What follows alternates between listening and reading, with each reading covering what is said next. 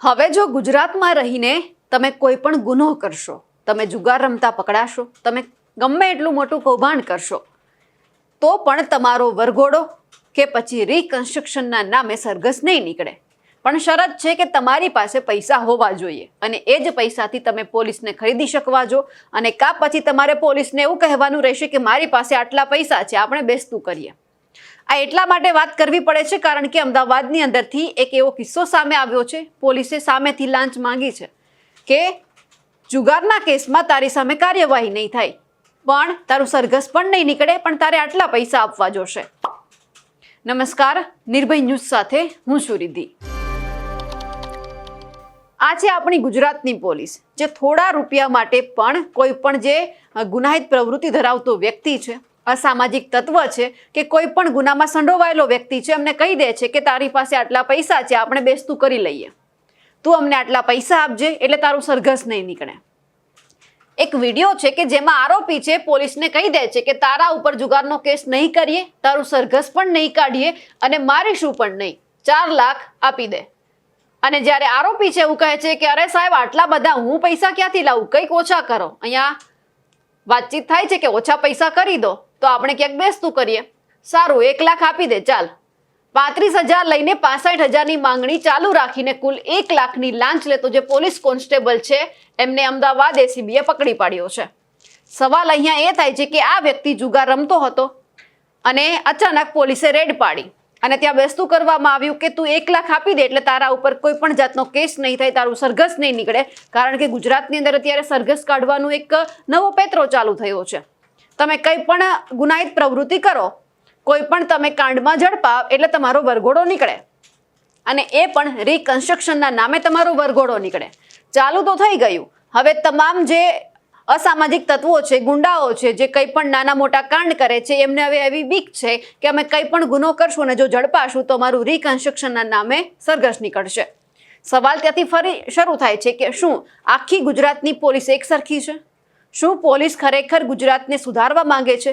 ગુજરાત જે અત્યારે વિકાસ કરી રહ્યું છે એમાં સાથ સહકાર આપવા માંગે છે, પણ અમુક પોલીસ આવી પણ છે જે સામેથી પૈસા માંગે છે કે આટલા પૈસા આપી દે, તારું સરઘસ નહીં નીકળે. સવાલ ફરી એક વખત પાછળ જઈને એવું થાય છે કે જો આ સરઘસની વાત આવી છે તો અત્યાર સુધીના જે મોટા મોટા માથાઓ ગુજરાતમાં ફરે છે, જેમણે કૌભાંડ કર્યા છે, જેમણે ઘણા બધા ગુનાહિત પ્રવૃત્તિમાં એમના કાંડ છે, એ પોતે સંડોવાયેલા છે, એમનું સરઘસ એટલા માટે નહીં નીકળતું હોય કે એમણે પૈસા આપ્યા હશે. વાત આવે છે ભૂપેન્દ્રસિંહ ઝાલાની. આટલા કરોડ રૂપિયાનું કૌભાંડ કર્યું, ભૂગર્ભમાં ઉતરી ગયો, પછી પકડાયો, તો હજુ સુધી પણ એમનું રિકન્સ્ટ્રક્શનના નામે વરઘોડો નથી નીકળ્યો. તો શું ભૂપેન્દ્રસિંહ ઝાલાએ પોલીસને પૈસા આપ્યા હશે સરઘસ નહીં કાઢવાના, રિકન્સ્ટ્રક્શનના નામે સરઘસ નહીં કાઢવાના, કે પછી પોલીસે પૈસા માંગ્યા હશે સામેથી? આવી જ વાત આવે છે ખ્યાતિકાંડમાં કે જેમના બધા આરોપી છે એમણે સામેથી પૈસા આપ્યા હશે કે અમે અહીંયા છુપાયેલા છીએ, તમારે અમારા સુધી નથી આવવાનું, કારણ કે અમે પકડાશું તો ક્યાંક કોઈકનું પ્રેશર આવશે, વિપક્ષનું પ્રેશર આવશે, તો તમે અમારું સરઘસ કાઢશો. આ નહીં કાઢવા માટે પણ પૈસા લેવામાં આવ્યા હશે. આ સામાન્ય વ્યક્તિ છે કે જેમની પાસે ખાલી જુગારનો કેસ ન થાય એ માટે પણ લાંચ માંગવામાં આવી છે, સરઘસ નહીં કાઢવાના પણ પૈસા માંગવા આવ્યા છે. તો ગુજરાતમાં તો અનેક ગુના સામે આવે છે, અનેક આવા આરોપીઓ સામે આવે છે. તો શું આ બધા જ પોલીસને ઓફર કરતા હશે? સવાલ એટલે જ થાય છે કારણ કે એક સામાન્ય વ્યક્તિની સામે જો આવું કરવામાં આવે છે, એમનું સરઘસ કાઢવામાં નથી આવતું, ખાલી પૈસા લેવામાં આવે છે. આવા તો અનેક કાંડ સામે આવ્યા છે, અનેક પૈસા લેતા પોલીસ કર્મચારી ઝડપાયા છે, દારૂના હપ્તા લેતા ઝડપાયા છે. અને સવાલ અહીંયા જ્યારે દારૂના હપ્તાનો આવે છે ત્યારે અમરેલીનો નકલી પત્રકાંડ પણ સામે આવે છે કે શું અત્યાર સુધી જે આ બધું થયું, નકલી પત્રકાંડ સામે આવ્યું, અલગ અલગ મુદ્દા મૂકવામાં આવ્યા, દારૂના હપ્તા લેવામાં આવે છે, દારૂ અમરેલીના ગામડાઓમાં ઘુસાડવામાં આવે છે, રેતી ખનન થાય છે, તો શું આ બધું કરવા માટે પોલીસને પૈસા મળતા હશે? એ પણ અહીંયાથી સવાલ છે. કારણ કે હવે ત્યાંના લોકો એવું કહે છે કે નકલી પત્રકાંડ ભલે હોય પરંતુ જે વાત કરવામાં આવી છે એ સાચી છે. તો શું પોલીસ ત્યાં પણ હપ્તા લે છે? પોલીસ આટલી વાતમાં પણ હપ્તા લઈ અને તમામ જે આવા આરોપીઓ છે તેમને છાવરે છે? પછી આમાં આપણે આપણા ગુજરાતને સુધારવાનું છે. કઈ રીતે આપણું ગુજરાત આમાં સુરક્ષિત રહેશે ને ગુજરાત સુધરશે? કારણ કે પોલીસ કર્મચારીઓ જ આ બધામાં સંડોવાયેલા છે. હજુ પણ સામે આવ્યું છે કે જે અમરેલીના એસપી છે એમના કહેવાથી આ બધું થયું છે, તો હજુ પણ અમરેલીના એસપી ઉપર કોઈ જ કાર્યવાહી નથી થઈ.